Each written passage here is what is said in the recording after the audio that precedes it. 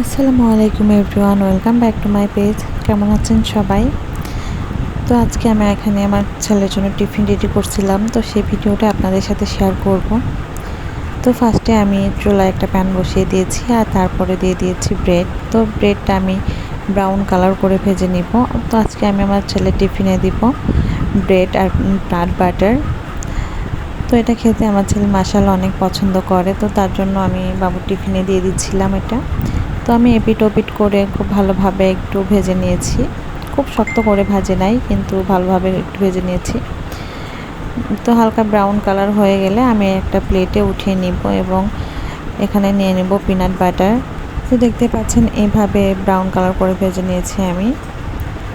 তো তারপরে আমি এখন পিনাট বাটার নিয়ে নিচ্ছি। এখন আমি চারটাতে পিনাট বাটার লাগিয়ে দেব ব্রেডের উপরে। পিনাট লাগানো হয়ে গিয়েছে এবং এটা আমি একটার উপরে আরেকটা পাউরুটি উঠিয়ে দিয়েছি। তো উঠায় দেওয়ার পরে আমি একটা ছুরি নিয়ে এটা 3 কোনা সাইজ করে কেটে দিব। স্যান্ডউইচের মতো করে কেটে দিব, এক কথায় যেটা বলে। তো স্যান্ডউইচের মতন করে কেটে আমি টিফিনে দিয়ে দিয়েছি।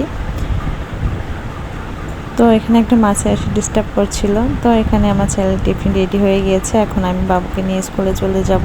তো ভালো থাকবেন, সুস্থ থাকবেন। আল্লাহ হাফেজ।